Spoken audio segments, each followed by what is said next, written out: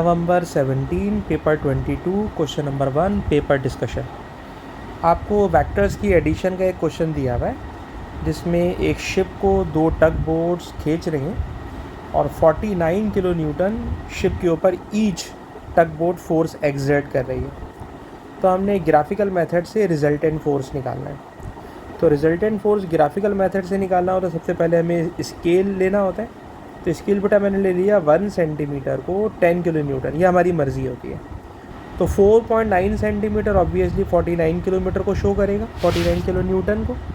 अब जनाब graphical drawing करनी। ग्राफिकल ड्राइंग ये होगी कि सबसे पहले एक हॉरिजेंटल लाइन बना लीजिए एज अ रेफरेंस लाइन, ठीक। और ऑब्वियसली जब आप पेपर में सॉल्व कर रहे होंगे तो आप ये हॉरिजेंटल रेफरेंस लाइन बनाकर अब आप करेंगे बेटा ये कि आपने 49 किलो न्यूटन की फोर्स के लिए 4.9 सेंटीमीटर लंबा वेक्टर बनाना है। तो यहाँ से 4.9 सेंटीमीटर की लाइन बनाओगे और ये 4.9 सेंटीमीटर की जो लाइन होगी ये एंगल बना रही होगी एक्स एक्सिस के साथ या हॉरिजेंटल लाइन के साथ 20 डिग्री का एंगल, ठीक। बिल्कुल इसी तरह नीचे की तरफ भी आप एक लाइन बनाओगे और ये लाइन भी 4.9 सेंटीमीटर की होगी और ये लाइन भी नीचे एंगल बना रही होगी 20 डिग्री का, ठीक। अब इस क्वेश्चन को सॉल्व करने के लिए हेड टू टेल रूल पे चले जाएं या लॉ ऑफ पैरेललोग्राम पे चले जाएं। तो लॉ ऑफ पैरेललोग्राम हमें ये सिखाता है कि यहाँ पर कंपास रखिए और कंपास को 4.9 सेंटीमीटर खोल लीजिए। कंपास को 4.9 सेंटीमीटर खोल लीजिए और 4.9 सेंटीमीटर खोल के एक आर्क इधर लगा लें, एक आर्क इधर लगा लें, ठीक है ना। अच्छा, दो आर्क लगाने के बाद इस जगह पे कंपास रखें, या आर्क नहीं भी लगाएं तो काम चल जाएगा क्योंकि हम लोग ऑलरेडी 4.9 सेंटीमीटर का वेक्टर बना चुके हैं, ठीक। तो यहाँ पे कंपास रखें और वो जो 4.9 सेंटीमीटर की आपने कंपास खोली हुई है उस 4.9 सेंटीमीटर की कंपास खोल के यहाँ कंपास रखकर एक आर्क इधर लगाइए और यहाँ कंपास रखकर एक आर्क इधर से लगाइए। तो ये दोनों आर्क एक दूसरे को जहाँ कट करेंगी हम समझ जाएंगे कि यहाँ पर अगर इसको इससे ज्वाइन करा दूँ it should also be 4.9 centimetre and it should also be 4.9 centimetre, ठीक है जनाब। और देखिएगा अगर आपने आर्क 4.9 सेंटीमीटर की लगाई है ऊपर भी और नीचे भी तो बेटा ये एक पैरेललोग्राम बन गया।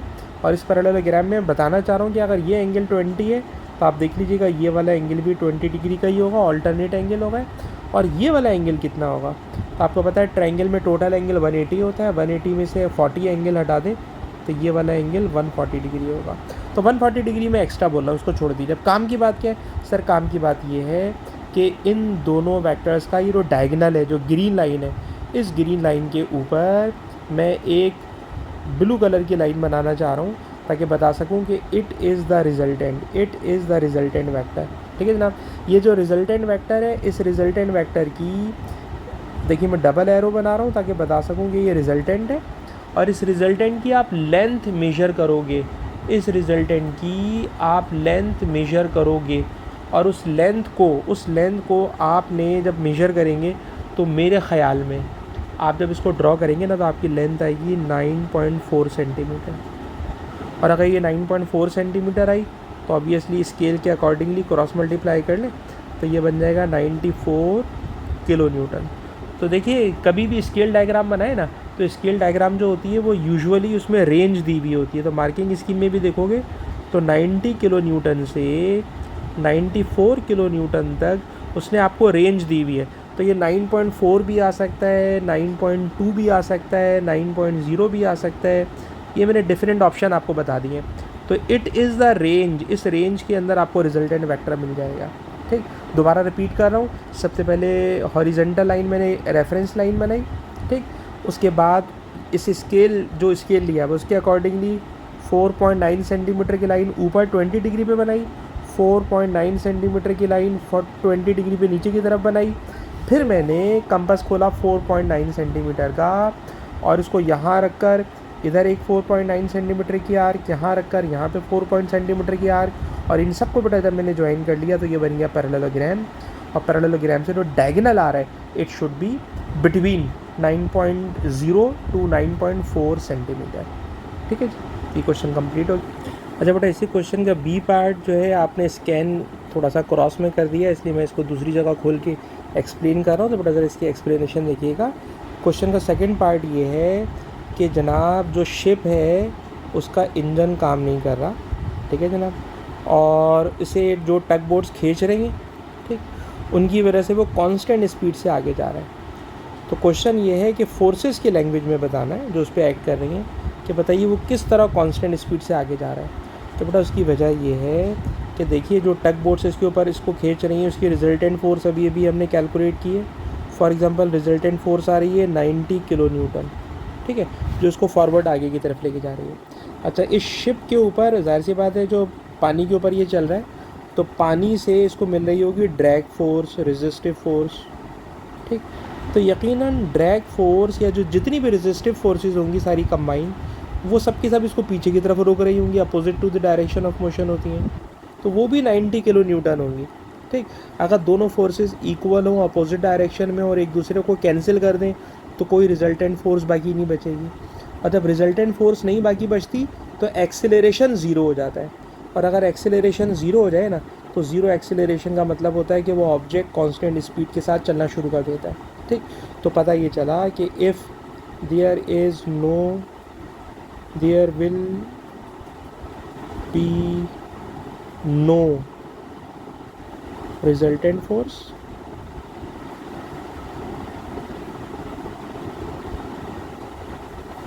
so no acceleration, and it is moving with constant speed,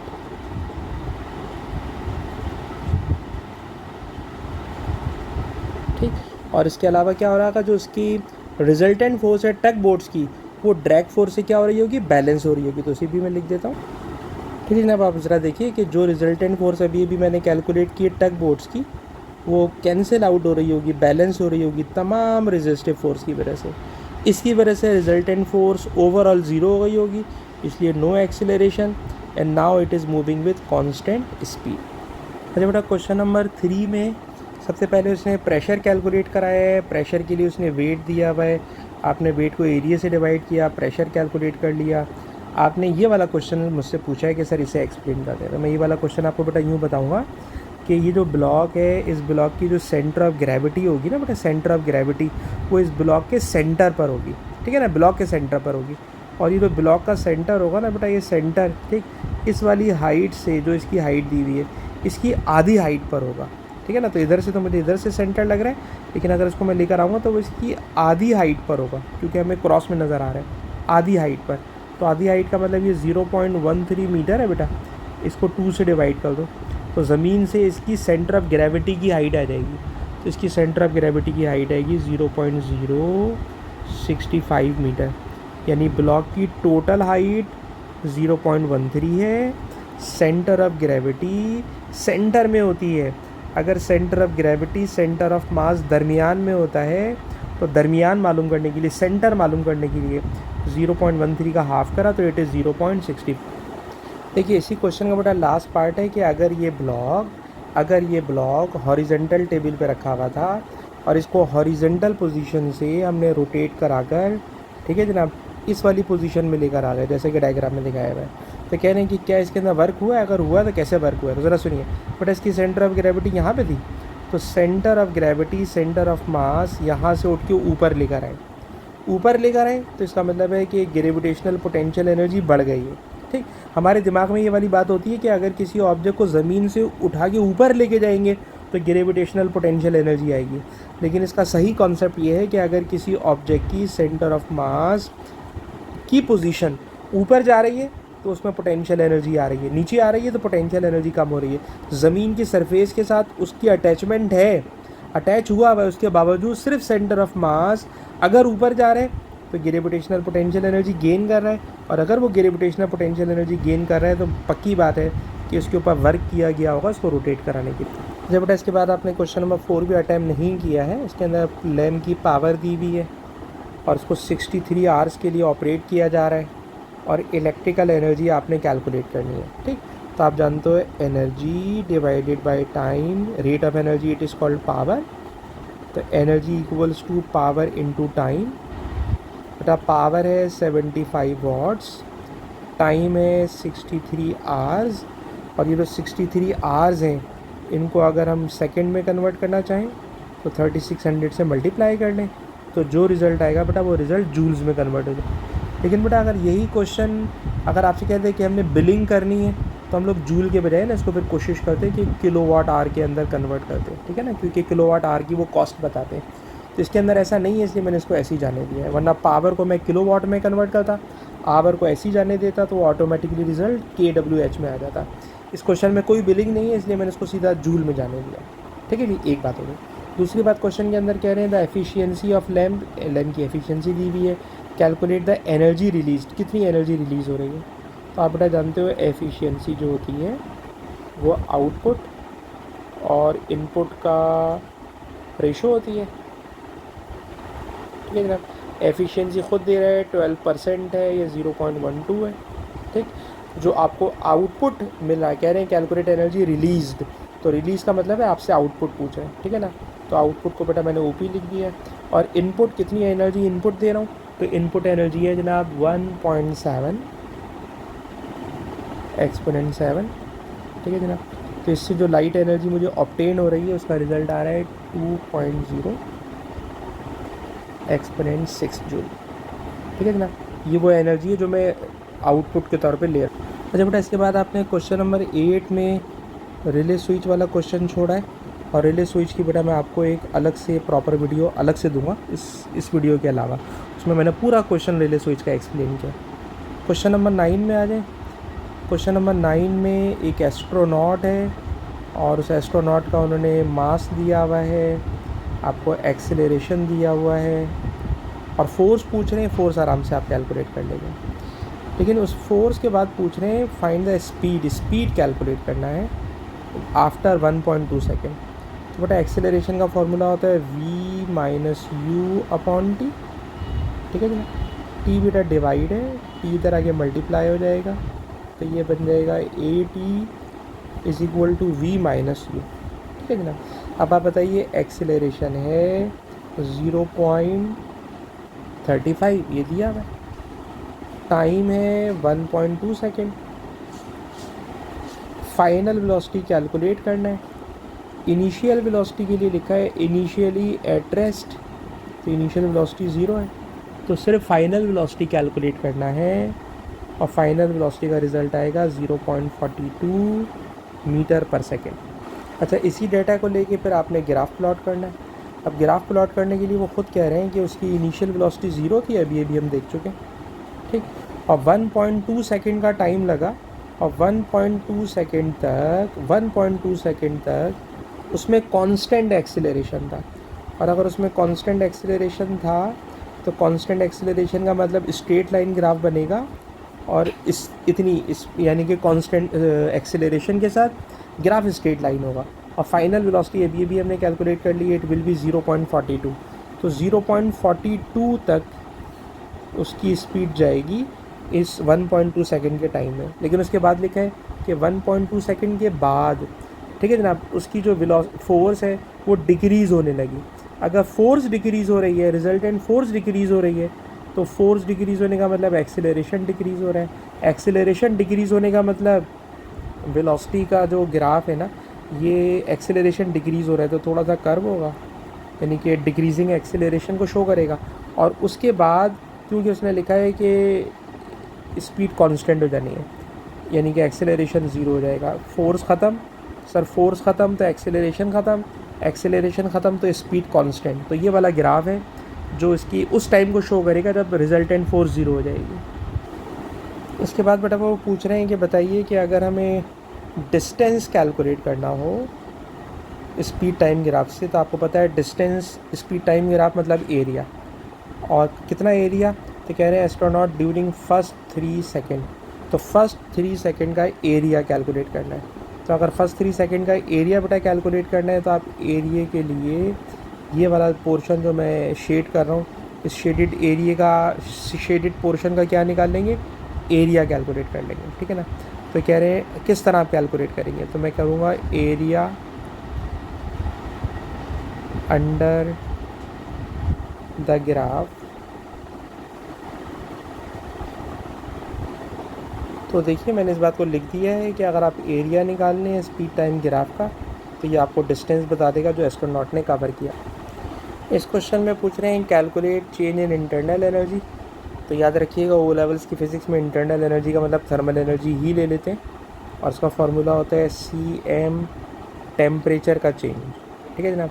तो C दिया हुआ है 4200, मास दिया हुआ है 6.3 kg, डेल्टा T यहाँ से निकाल लोगे तो आप आराम से कैलकुलेट कर लोगे कि कितनी थर्मल एनर्जी या इंटरनल एनर्जी की रिक्वायरमेंट है, उसमें कोई इशू नहीं है। ठीक, इशू बेटा ये है कि जब हम पानी गर्म करते हैं तो पानी शुरू में तो उसका टेम्परेचर बड़ी तेज़ी के साथ बढ़ता है। ठीक है जनाब, बड़ी तेज़ी के साथ बढ़ेगा, 23 से 49 तक तो बहुत तेज़ी के साथ बढ़ेगा। ठीक, लेकिन 49 से 75 तक जाने में it will take more time. अब इसको ज़्यादा टाइम चाहिए होता है। इसकी रीज़न क्या है, तो याद रखिएगा कि जो किसी भी ऑब्जेक्ट से लॉस ऑफ थर्मल एनर्जी हो रही होती है ना, वो डिपेंड करती है temperature difference between system and surrounding.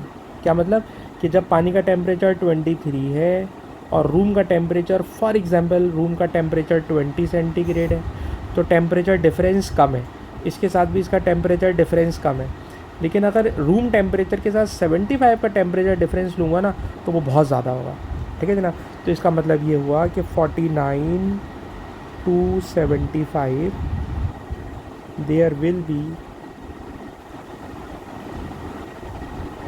more या fast rate of loss, fast there will be fast loss of heat. ठीक है जनाब। जो लॉस ऑफ हीट हो रही होगी ना, वो बहुत तेज़ी के साथ हो रही होगी एज टेम्परेचर तो बेटा इस चीज़ को मैंने प्रॉपर वे में लिख दिया है कि 49 से 75 डिग्री सेंटीग्रेड तक जब टेम्परेचर बढ़ रहा होगा तो there will be more heat loss. क्यों? क्योंकि टेम्परेचर डिफरेंस सिस्टम और सराउंडिंग का, सिस्टम का मतलब जो पानी गर्म कर रहे हैं, सराउंडिंग का मतलब जो उसके आसपास का रूम है, उसका टेम्परेचर डिफरेंस जितना बड़ा होता रहेगा, रेट ऑफ हीट लॉस उतना तेज़ होता चला जाएगा। और जब हीट का लॉस ज़्यादा हो रहा होगा तो टेम्परेचर आहिस्ता आहिस्ता बढ़ेगा, टेम्परेचर आहिस्ता आहिस्ता बढ़ेगा क्योंकि हीट का लॉस बहुत ज़्यादा हो रहा है। तो बेटा क्वेश्चन नंबर 10 में आप चाह रहे हैं कि हमें ऑल्टरनेटिंग वोल्टेज, AC जनरेटर से ऑल्टरनेटिंग वोल्टेज पैदा होता है, उसका ग्राफ स्केच करके देना है। ठीक, तो आपको पता होगा वीडियो में भी हमने दिखाया हुआ है AC जनरेटर से इस तरह का ग्राफ बनता है। तो ये वाला ग्राफ स्केच करके देना है बस। अलबत्ता IGCSE वाले ज़रा तंग करते हैं, वो कहते हैं बताइए इस ग्राफ के अंदर, बताइए जब वोल्टेज ज़ीरो होगा, EMF ज़ीरो होगी जनरेटर की, तो उस वक्त जो कोइल होगा वो कोइल बताइए मैग्नेट के बिटवीन कैसा होगा। तो याद रखिएगा कोइल जब वर्टिकल होता है तो वोल्टेज ज़ीरो होता है, और जब कोइल मैग्नेटिक फील्ड में हॉरिजेंटल होता है। ठीक है ना, ये मैग्नेट के north pole south pole horizontal रखे हुए। ठीक है, और जब वो हॉरिजेंटल होगा तो उस टाइम के ऊपर EMF ज़ीरो होगी, और जब वो वर्टिकल होगा तो उसको मैक्सिमम वोल्टेज प्रोड्यूस कर रहा होगा। तो वर्टिकल हॉरिजेंटल, वर्टिकल हॉरिजेंटल। तो ये IGCSE वाले तंग करते हैं, वरना GCE में तो बड़ा आसान है। तो अब्दुल्ला बेटा जितने आपसे क्वेश्चन नहीं हुए थे वो मैंने सारे एक्सप्लेन कर दिए, और जो आपने ऑलरेडी खुद से कर लिए उनको मैंने सिर्फ चेक किया। ठीक, अल्लाह हाफिज़।